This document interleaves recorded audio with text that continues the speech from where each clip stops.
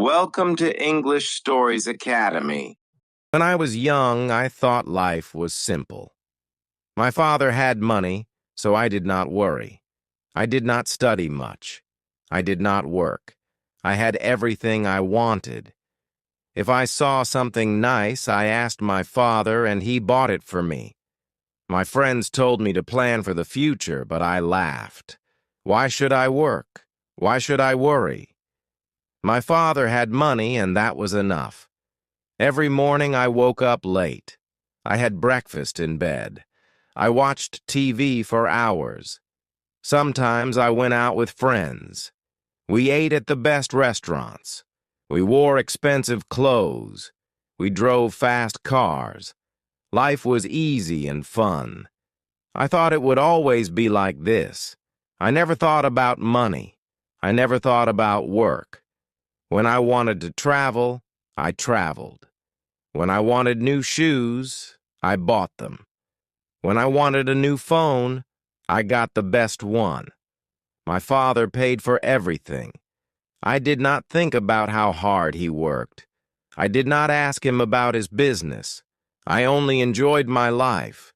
I only thought about today. I never thought about tomorrow. One day, my father called me. He looked serious. He told me to sit down.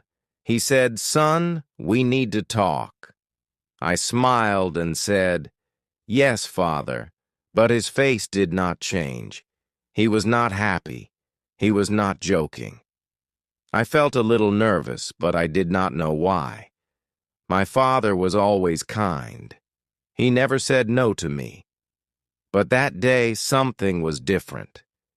He took a deep breath and looked at me. "You are not a child anymore," he said. "You must think about your future." I laughed and said, "Father, I have everything I need." He shook his head. "No, my son. You have everything because I work hard. But life is not always easy. One day things may change. I did not understand. I thought he was worrying for no reason. I smiled and said, "Do not worry, Father. Nothing will change." He did not smile back.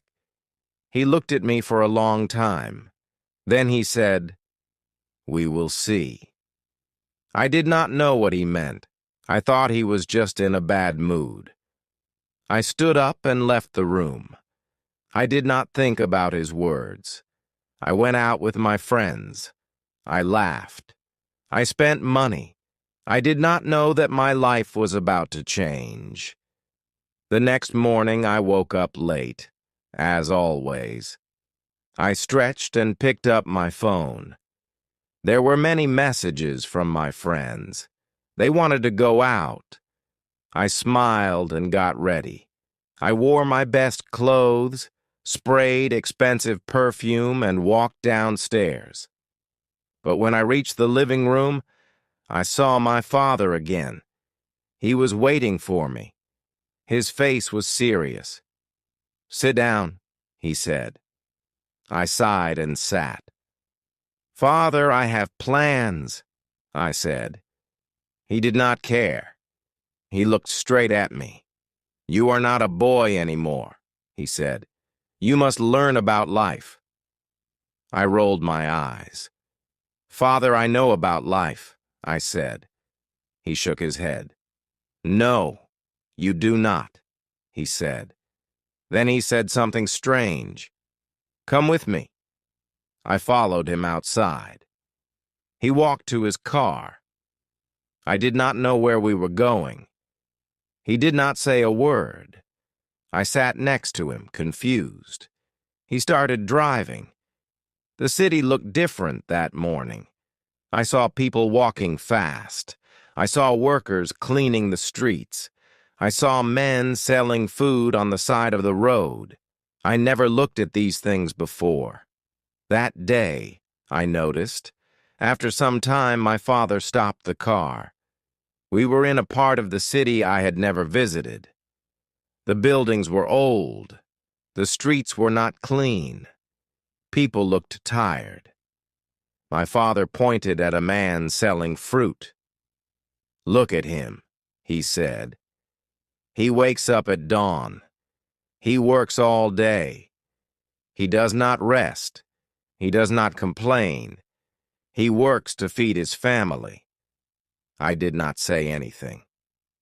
Then my father showed me a small shop. Inside, an old woman was sewing clothes.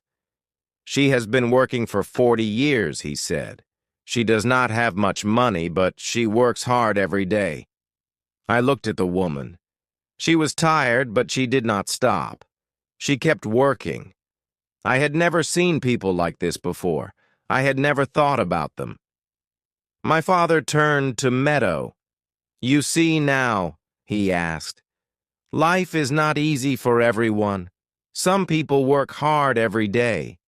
But you, my son, have never worked a single day." I felt strange. I wanted to say something, but I did not know what to say. I looked away. For the first time in my life, I felt small. I felt different. Something inside me had changed. We got back into the car.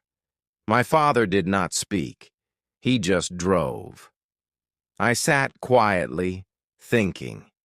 The images of the man selling fruit and the woman sewing clothes stayed in my mind. I had never thought about people like them. I had never thought about work. My life was easy, but now I felt different. I did not know why. After some time, my father stopped the car again. This time, we were in front of a large building. It was his office. I had been there before, but I never stayed long. I only visited when I needed money. My father got out. "Come," he said. I followed him inside. The office was busy. People were walking fast. Phones were ringing. Papers were everywhere. My father took me to his office. He sat down and looked at me. "Do you know what I do every day?" he asked. I shrugged. "You work," I said. He nodded. "Yes, but do you know how hard I work?" I stayed quiet. He continued. "I wake up early. I make big decisions. I solve problems. I take care of this company. And I do all of this for you." I looked around the office. I saw tired workers. Some were writing reports. Some were making calls. Some looked stressed. I never thought about these things before. I only saw the money my father gave me. I never saw how he earned it. I felt something strange inside me. It was guilt. Then my father handed me a small notebook. "From tomorrow you will work here," he said. I laughed. "Me? Work?" I asked. He did not laugh. "Yes," he said. "You will start from the bottom. You will learn." I was shocked. "But I don't need to work," I said. My father shook his head. "You do," he said, "because one day I will not be here. And then what will you do?" I did not know what to say. I had never thought about life without my father. I had never thought about the future. I had never thought about anything except my own comfort. But now I had no choice. My father had decided tomorrow my life would change. Tomorrow I would start working for the first time in my life. The next morning I woke up early. It felt strange. I was used to sleeping late, but now I had to work. I got dressed and went downstairs. My father was waiting for me. He gave me a small bag. "Your lunch," he said. I looked at him in surprise. "Lunch? Can't I eat at a restaurant?" I asked. He shook his head. "Workers bring their own lunch," he said. "And today, you are a worker." We left the house and drove to his office. When we arrived, he did not take me to his big office. Instead, He took me to a small room. There were many desks. People were working on computers. A man came to us. He was wearing glasses and looked serious. "This is Mr. William," my father said. "You will work under him." Then he left. Mr. William looked at me. "Come with me," he said. He walked fast. I followed him. He gave me a chair and a small desk. "You will check these papers," he said. He put a big stack of papers in front of me. "Look at the numbers. Find mistakes. Mark them." I stared at the papers. There were so many. "All of them?" I asked. Mr. William nodded. "Yes, and work fast." I sat down and started. At first it seemed easy, but after an hour my head hurt. The numbers looked the same. My eyes felt tired. I wanted to stop, but I couldn't. Everyone around me was working. Nobody was resting. Nobody was talking. It was not like my old life. This was different. This was work. By lunchtime, I was exhausted. I opened my lunch bag. It was simple food. No fancy dishes, no expensive drinks. I ate quietly. I watched the other workers. They ate quickly. Then they went back to work. No long breaks, no fun conversations, just work. I missed my old life. I missed my freedom. But I also felt something new. I felt respect. These people worked hard every day, and now I was one of them. The afternoon was even harder. My back hurt from sitting. My hands were tired from writing. I wanted to stop. I wanted to go home, but I couldn't. Mr. William came to my desk. He checked my work. He found mistakes. "Do it again," he said. I sighed. I wanted to argue, but I didn't. I just nodded and started again. When the day finally ended, I felt different. I was tired, but something inside me had changed. For the first time, I understood how hard people worked.